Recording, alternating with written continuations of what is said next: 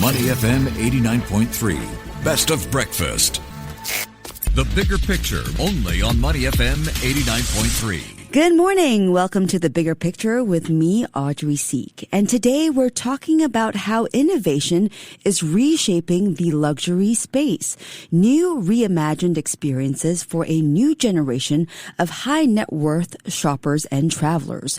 For more on how iconic brands can reinvent themselves, meet the rising expectations, and expand into diverse markets across APAC, joining us is Tony Archbold, Vice President of Sales for Abercrombie and Kent and Crystal Cruises in Asia.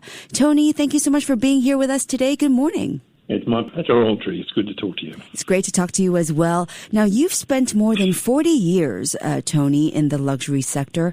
What would you say is the biggest shift you've seen in what affluent clients want today compared to when you first started? Yeah, there's been a lot of changes, but I think I'd like to actually say that one thing that hasn't changed is that at the core, personalised service is really about meeting people at where they are. And people want to be acknowledged. I want to be me, treated as me.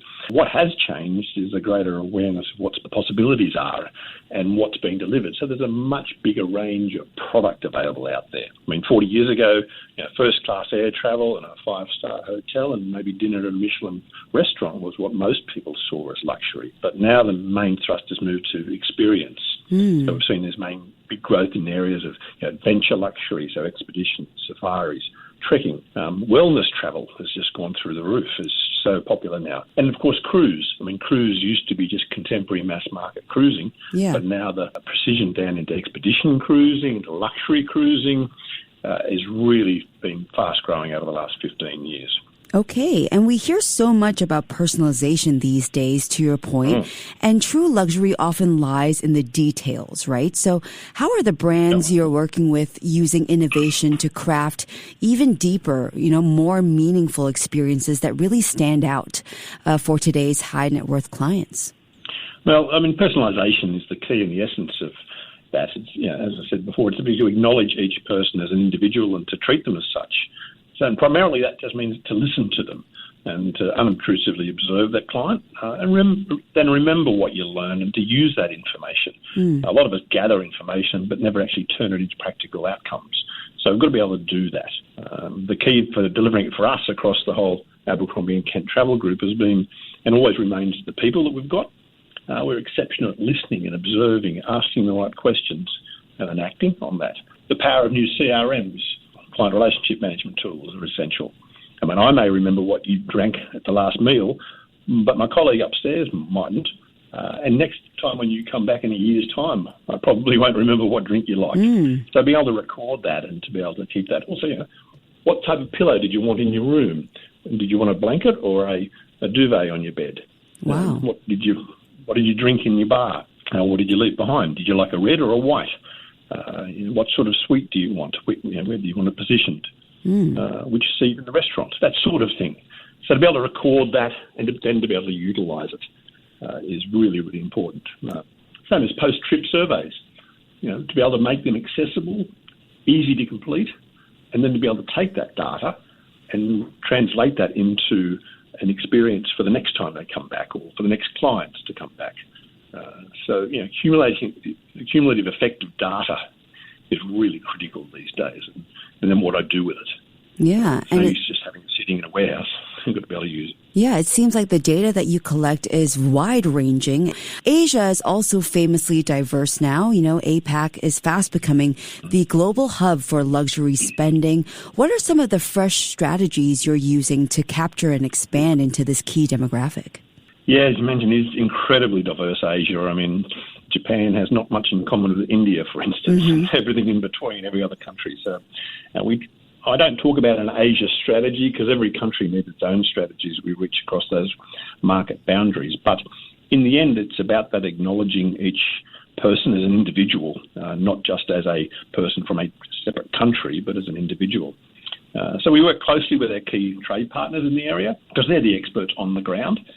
Those who actually have the relationships with the clients, because they're the ones who are going to feed our information both ways, back from the client back to us and from our information back to the clients.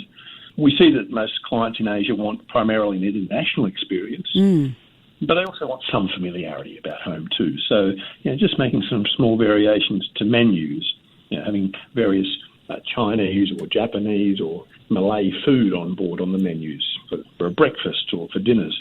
Language, of course, being able to meet that need. And that's a challenge because we're not just talking about Asia, we're talking about Europe and South America. So there's a lot of language basis that we need to do. So driving into that is really important as we try and meet the needs of the Asia client as well. Yeah, so it's funny. Every time we travel, I give my parents 5 days until they crave something Asian to eat. So I think that this is exactly right here. Also seeing younger luxury buyers now, millennials, even Gen Z, changing what the word luxury means. So what are they looking for that's different from previous generations, you think? Yeah, it's such a relative term, luxury. For some people, if you cooked me breakfast and made my bed, that was luxury for some people. It's luxury to me. And others, it's that amazingly unique experience in the middle of Africa or on the Amazon as I interact with nature. So it's everything in between. But the younger generation, what they really want is choice. They're more educated than any prior generation about what's available and what the world offers them. And their hunger to experience it's really entrenched from a young age because they've been exposed to it by online, by their own travel with family, by TV, whatever. So they're much more educated. Also, travel is now a priority. It's a given. I will travel. We've seen lots of surveys where people will give up other things before they give up travel now. It used to be luxury was just to travel. Now it's an essential part of life. So we've seen that change. They're also much more in touch with the environment. They want to see a world that's unspoilt because in their minds that's how the world should be. So they want to see a world that still exists out there. So travelling to there to see it is really important for them. And of course, freedom to go when and where I want to go, and to be able to share their experiences.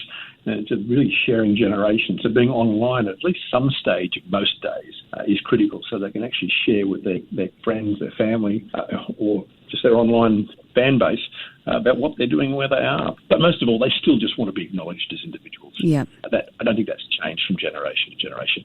Treat me as me. All right, so looking at the industry as a whole, Tony, what trends or bold new ideas do you think will define the next chapter of luxury and travel in Asia?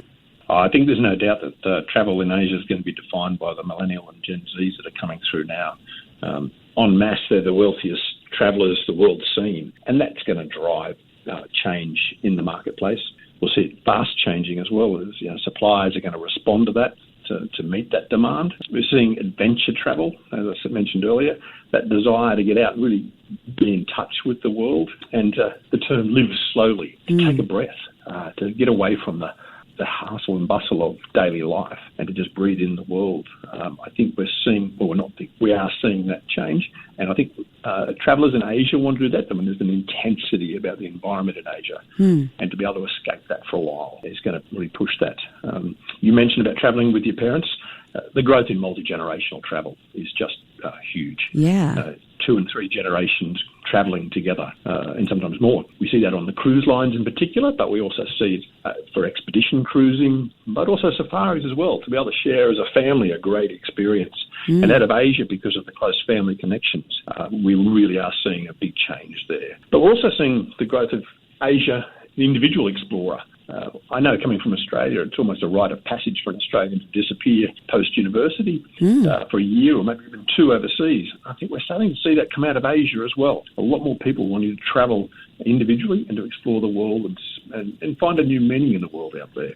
The other big change is working remotely. I can travel and enjoy myself, stay connected and still be working. So that we're going to see that change because the Asian traveller, the Asian business person is more connected than they've ever been.